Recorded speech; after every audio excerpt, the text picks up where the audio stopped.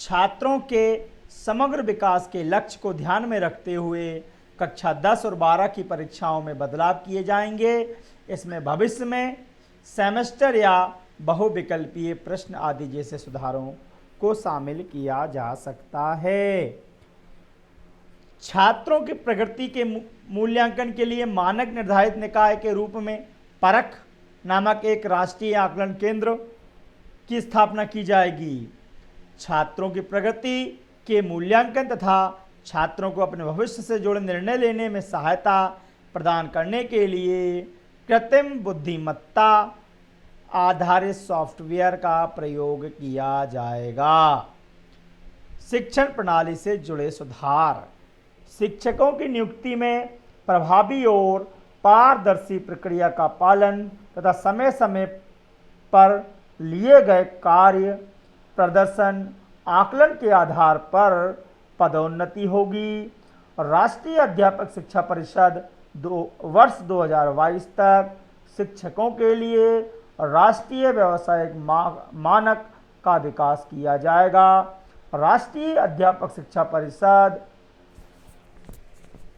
द्वारा एनसीईआरटी के परामर्श के आधार पर अध्यापक शिक्षा हेतु राष्ट्रीय पाठ्यचर्या की रूपरेखा का विकास किया जाएगा। वर्ष 2030 तक अध्यापन के लिए न्यूनतम डिग्री योग्यता 4 वर्षीय एकीकृत बीएड डिग्री होना अनिवार्य किया जाएगा।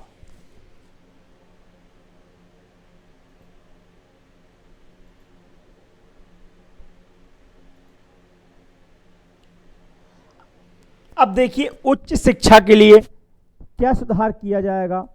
नेशनल एजुकेशन पॉलिसी 2020 के तहत उच्च शिक्षण संस्थानों में सकल नामांकन अनुपात क्रॉस एनरोलमेंट रेशियो को 26.3% वर्ष 2018 से बढ़ाकर 50% तक करने का लक्ष्य रखा गया है। इसके साथ ही देश के उच्च शिक्षण संस्थानों में 3.5 करोड़ नई सीटों को जोड़ा जाएगा। नेशनल एजुकेशन पॉलिसी 2020 के तहत स्नातक पाठ्यक्रम में महत्वपूर्ण सुधार किया गया। इसके तहत 3 या 4 वर्ष के स्नातक कार्यक्रम में छात्र कई स्तरों पर पाठ्यक्रम को छोड़ सकेंगे और उन्हें उसी के अनुरूप डिग्री या प्रमाण पत्र प्रदान किया जाएगा। जैसे 1 वर्ष के बाद सर्टिफिकेट, 2 वर्षों के बाद एडवांस डिप्लोमा और 3 वर्षों के बाद स्नातक डिग्री तथा 4 वर्षों के बाद शोध के साथ स्नातक। विभिन्न उच्च शिक्षण संस्थानों से प्राप्त अंकों या क्रेडिट को डिजिटल रूप में सुरक्षित रखने के लिए एकेडमिक बैंक ऑफ क्रेडिट दिया जाएगा, जिसे अलग अलग संस्थानों में छात्रों के प्रदर्शन के आधार पर उन्हें डिग्री प्रदान की जा सके। नई शिक्षा नीति के तहत एमफिल कार्यक्रम को समाप्त कर दिया गया है। भारत में उच्च शिक्षा आयोग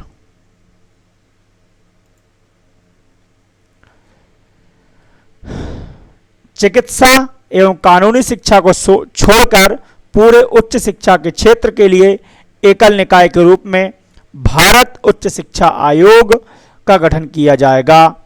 higher education commission of India का गठन किया जाएगा। Higher education commission of India के कार्यों के प्रभावी और पारदर्शितापूर्ण निष्पादन के लिए 4 संस्थान निकायों का निर्धारण किया गया है। विनिमय हेतु, मानक निर्धारण हेतु, वित्त पोषण और प्रत्यायन। अब देखिए विनिमयन हेतु राष्ट्रीय उच्चतर शिक्षा नियामकीय परिषद, मानक निर्धारण सामान्य शिक्षा परिषद, वित्त पोषण उच्च शिक्षा अनुदान आयोग, प्रत्यायन राष्ट्रीय प्रत्यायन परिषद।